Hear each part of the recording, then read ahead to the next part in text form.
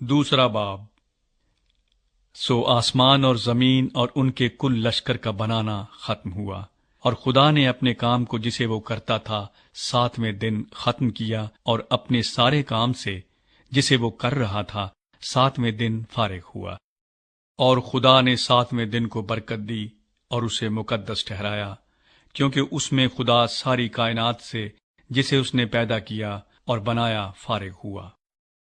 باغ عدن۔ یہ ہے آسمان اور زمین کی پیدائش جب وہ خلق ہوئے، جس دن خداوند خدا نے زمین اور آسمان کو بنایا، اور زمین پر اب تک کھیت کا کوئی پودا نہ تھا، اور نہ میدان کی کوئی سبزی اب تک اگی تھی، کیونکہ خداوند خدا نے زمین پر پانی نہیں برسایا تھا، اور نہ زمین جوتنے کو کوئی انسان تھا، بلکہ زمین سے کوہر اٹھتی تھی اور تمام روئے زمین کو سیراب کرتی تھی۔ اور خداوند خدا نے زمین کی مٹی سے انسان کو بنایا، اور اس کے نتنوں میں زندگی کا دم پھونکا، تو انسان جیتی جان ہوا۔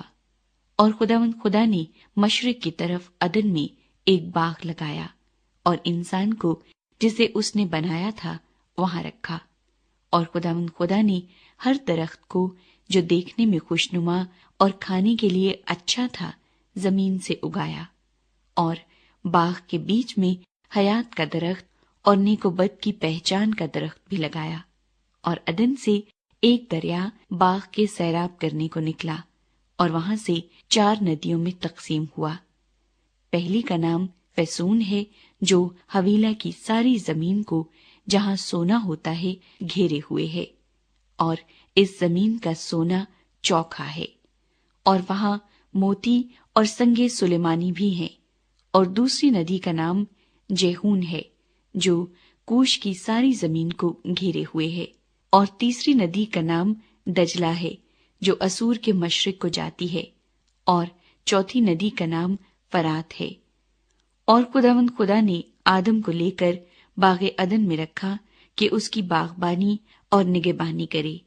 اور خداوند خدا نے آدم کو حکم دیا اور کہا کہ تو باغ کے ہر درخت کا پھل بے روک ٹوک کھا سکتا ہے، لیکن نیک و بد کی پہچان کے درخت کا کبھی نہ کھانا، کیونکہ جس روز تو نے اس میں سے کھایا تو مرا۔ اور خداوند خدا نے کہا کہ آدم کا اکیلا رہنا اچھا نہیں، میں اس کے لیے ایک مددگار اس کی مانند بناؤں گا۔ اور خداوند خدا نے کل دشتی جانور اور ہوا کے کل پرندے مٹی سے بنائے، اور ان کو آدم کے پاس لایا کہ دیکھے کہ وہ ان کے کیا نام رکھتا ہے۔ اور آدم نے جس جانور کو جو کہا وہی اس کا نام ٹھہرا۔ اور آدم نے کل چوپایوں اور ہوا کے پرندوں اور کل دشتی جانوروں کے نام رکھے، پر آدم کے لیے کوئی مددگار اس کی مانند نہ ملا۔ اور خداوند خدا نے آدم پر گہری نیند بھیجی، اور وہ سو گیا، اور اس نے اس کی پسلیوں میں سے ایک کو نکال لیا اور اس کی جگہ گوشت بھر دیا۔ اور خداوند خدا اس پسلی سے جو اس نے آدم میں سے نکالی تھی ایک عورت بنا کر اسے آدم کے پاس لایا۔